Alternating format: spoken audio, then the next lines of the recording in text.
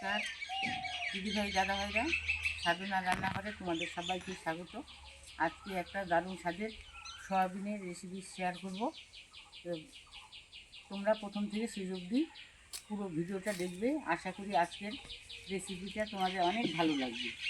তো চলো গ্যাস জ্বালিয়ে পরে বসিয়ে দেবো।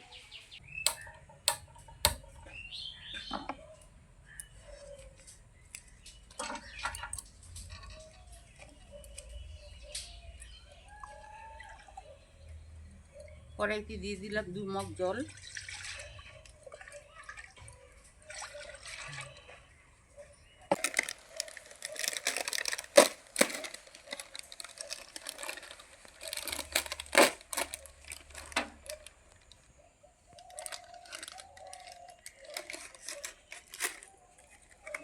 জলের মধ্যে 1 চামচ লবণ দিয়ে দিচ্ছি। জলটাকে আমি ফুটিয়ে নিয়েছি। 10 টাকা দামের 3 প্যাকেট সয়াবিন নিয়েছি। এটা আমি 5 মিনিটের জন্য সিদ্ধ করে নেব। কড়াইতে দিয়ে দিচ্ছি।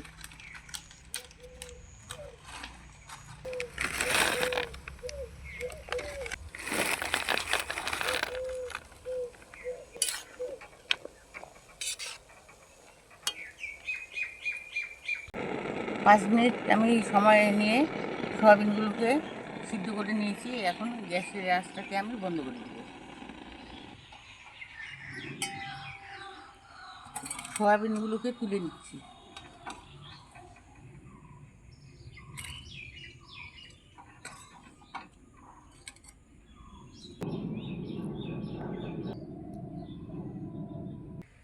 এখন জল পাল্টে পাল্টে 3 বার সয়াবিনগুলোকে ধুয়ে নেব।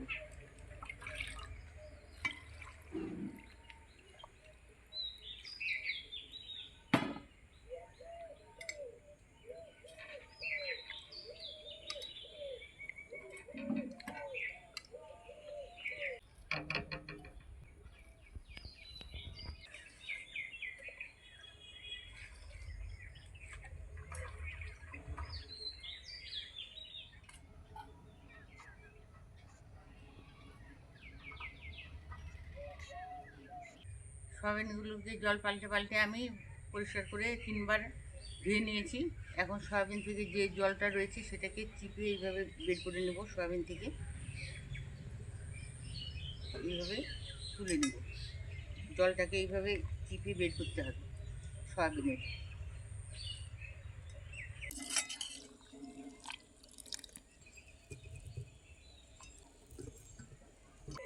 গ্যাস জ্বালিয়ে আবারও কড়াই বসিয়ে দেব।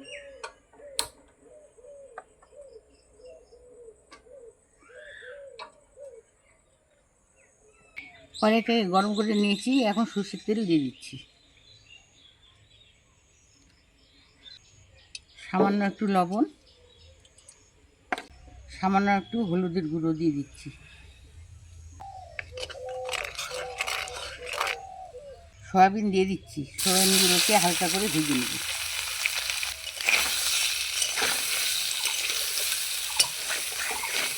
সয়াবিনগুলোকে হালকা করে ভেজে নিলাম। এখন তুলে নেব।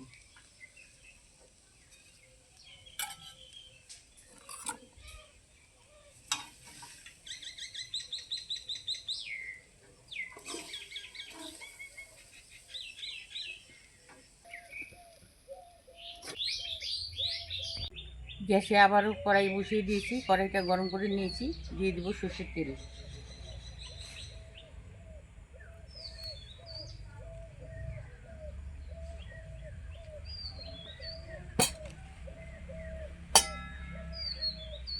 এই দেখো, পেঁয়াজগুলোকে আমি 4 পিস করে কেটে নিয়েছি। প্রথমে এগুলোকে আমি ভেজে নেব। তেলের মধ্যে দিয়ে দিচ্ছি।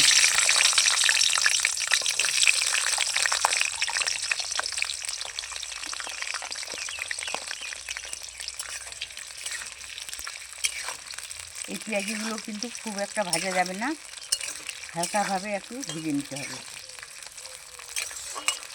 যখন এই পেঁয়াজের কালারটা চেঞ্জ হবে তখনই এগুলোকে আমি তুলে নেব। পেঁয়াজগুলোকে হালকা লাল করে ভেজে নিয়েছি। খুব একটা ভাজবো না, ভাজা হয়ে গেছে। এখন তুলে নেব।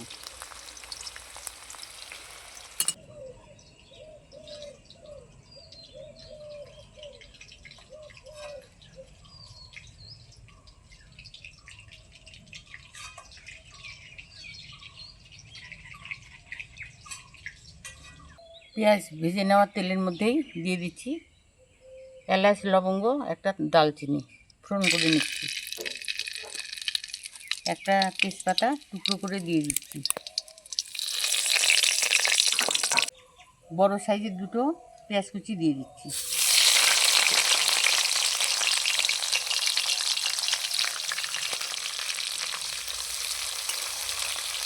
পেঁয়াজগুলোকে লাল লাল করে ভেজে নেব। পেঁয়াজগুলোকে আমি লাল লাল করে ভেজে নিয়েছি। এই পর্যায়ে এখানে আদা, কয়েক কোয়া রসুন আর দুটো কাঁচা লঙ্কা বেটে নিয়েছি, এটা পেঁয়াজের মধ্যে দিয়ে দেব।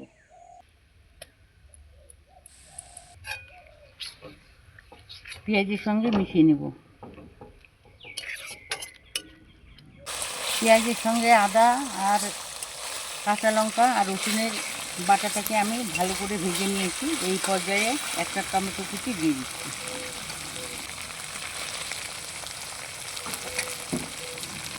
স্বাদ মতো একটু নুন দিয়ে দিচ্ছি, তাহলে টমেটোটা তাড়াতাড়ি সিদ্ধ হয়ে যাবে বা নরম হয়ে যাবে। এখন মশলার সঙ্গে ভেজে নেব।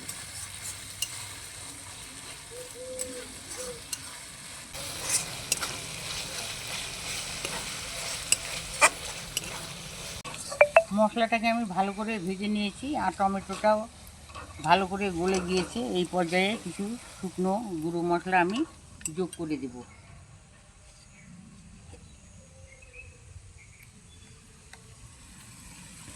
এক চামচ দিয়ে দিচ্ছি জিরের গুঁড়ো, এক চামচ দিয়ে দিচ্ছি ধনে গুঁড়ো, বড় চামচের হাফ চামচ হলুদ গুঁড়ো, এক চামচ কাশ্মীরি লাল লঙ্কার গুঁড়ো। এতে তরকারির রঙটা কিন্তু ভালো আসবে।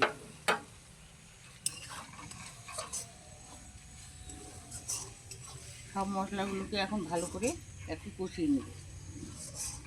মশলাটাকে আমি ভালো করে কষিয়ে নিয়েছি আর মশলা থেকে তেল ছেড়ে দিয়েছি।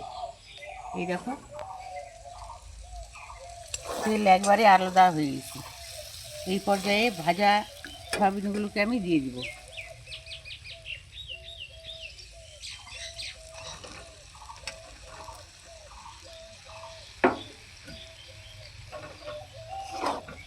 মশলার সঙ্গে সয়াবিনগুলোকে মিশিয়ে নেব।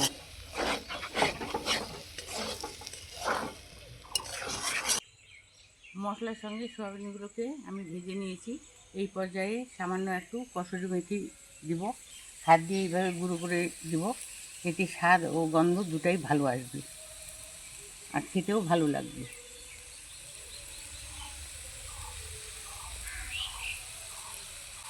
ভেজে রাখা পেঁয়াজের পাপড়িগুলো দিয়ে দিচ্ছি এবং সামান্য একটু কষিয়ে নেব।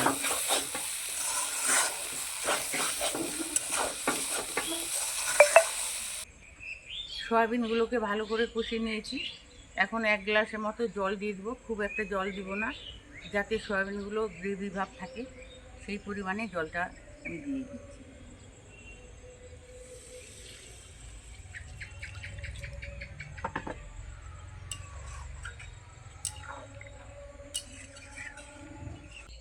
সয়াবিনে আমি ভাজার সময় নুন ব্যবহার করেছি, এই স্বাদ মতো একটু নুন দিয়ে দেবো।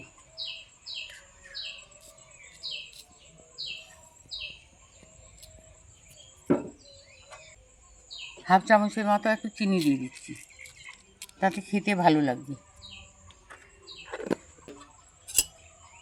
একটু নেড়ে চেড়ে দেবো।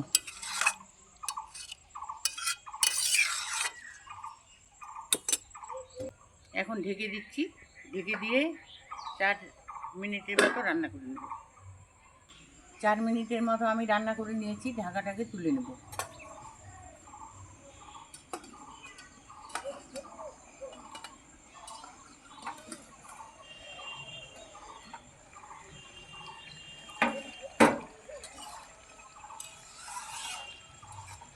নামানোর আগে দিয়ে দেব কিছুটা গরম মশলার গুঁড়ো, ছড়িয়ে দিচ্ছি।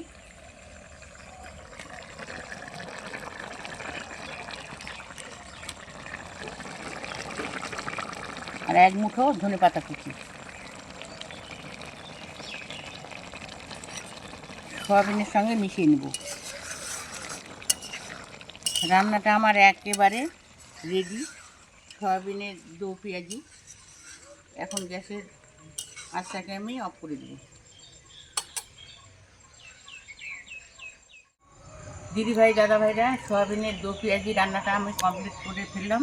আর রান্নাটা এই দেখো কতটা লোভনীয় হয়েছে, আর দেখতেও কিন্তু দারুণ লাগছে, আর খেতেও কিন্তু খুব মজার হবে। এই দেখো, তো বাড়িতে যদি মাছ মাংস না থাকে এইভাবে সয়াবিনের দো পেঁয়াজি রান্না করে খাবে, মাছ মাংসের স্বাদকেও হার মানাবে। আর যে সকল দিদিভাই দাদাভাইরা আমার চ্যানেলটাকে সাবস্ক্রাইব করেনি, সাবস্ক্রাইব করার জন্য অনুরোধ রইল। আজকের জন্য এখানে শেষ করে দিচ্ছি। তোমরা ভালো থেকো, সুস্থ থেকো। পরের দিন ফিরে আসবো অন্য কোনো রেসিপি নিয়ে। আজকের জন্য টাটা।